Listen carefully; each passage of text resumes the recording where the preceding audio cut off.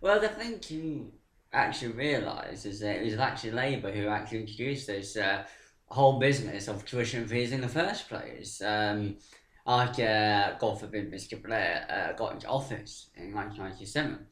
They increased their tuition fees, and when they were in opposition, supposed to be standing up for young people, etc., they actually voted to actually increase the tuition fees to a whopping £9,000 a year.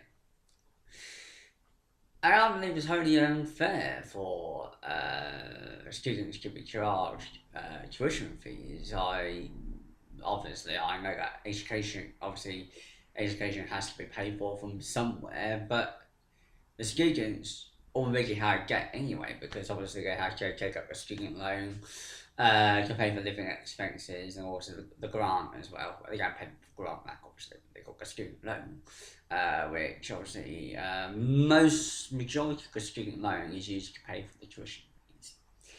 And when a student leaves university, left with a £21,000 worth of debt.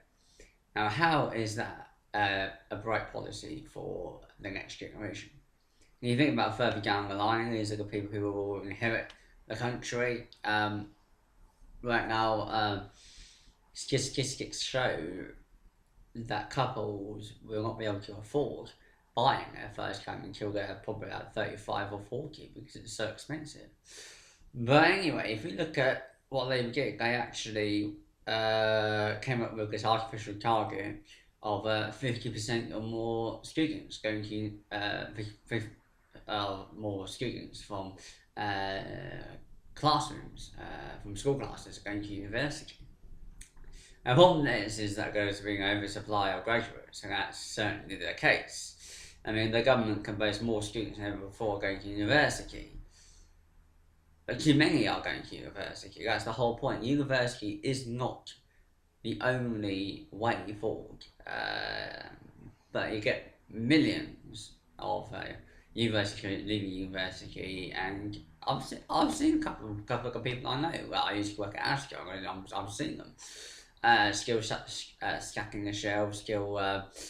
Some of them have actually risen within Asda, but I believe had they actually started Asda as just a shop floor worker at 16, by now they'll probably be one of the floor managers or something. Because companies do actually run their own sort of educational training advancement schemes.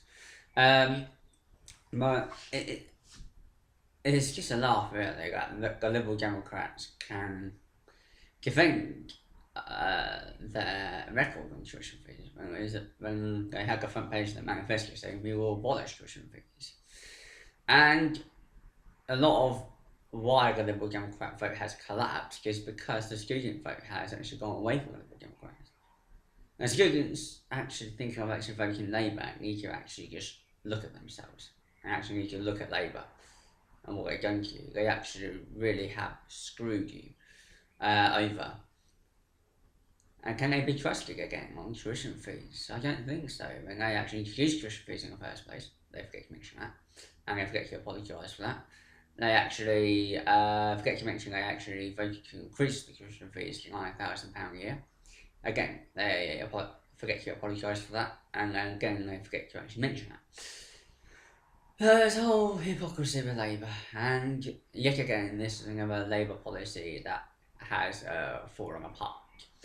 As for UKIP, I believe that UKIP is the right party for the student vote. We will abolish tuition fees for certain subjects because at the moment our brightest and best people, many of them, are actually leaving this country to go abroad because they can seek higher salaries for the same job abroad. Because with all this oversupply of cheap foreign labour, that's putting many graduates out of work, and that is putting many university students who are looking for a job in management, etc. They are actually not actually being paid the way the job used to pay because of oversupply of labour.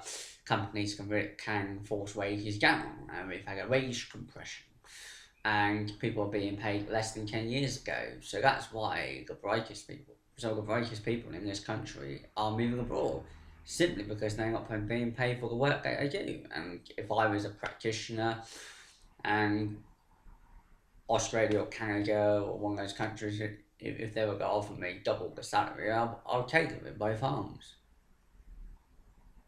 Um, it's also management as well, because in some companies people are being forced to actually accept these massive wage decreases or get out. So of course that's got put with it or get out. It's disgusting. So we need to get a grip on immigration. So there's two challenges facing graduates hundreds of thousands of graduates who are coming out of university.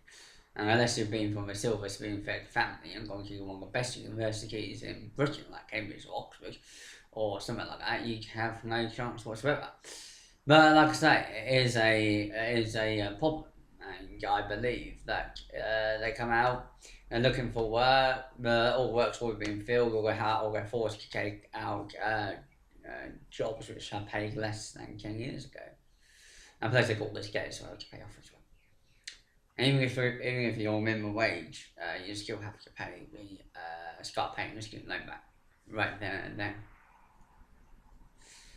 I think going to university, I think it was a complete waste of time, but I enjoyed the experience. I believe I was actually, I did actually really enjoy the experience, and I actually fought hard to actually get into university. It was a hard job getting into university. Many people thought I wouldn't be able to get into university, but I did.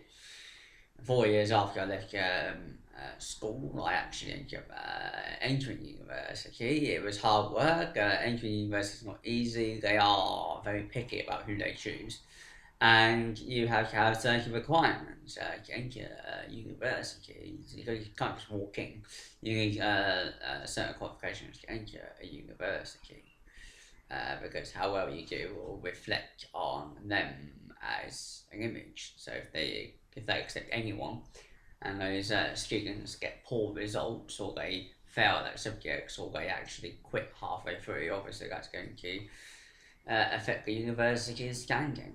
But Labour and the tuition fee subject today is just stupid. I mean, that's another Labour policy that has just fallen to pieces yet again.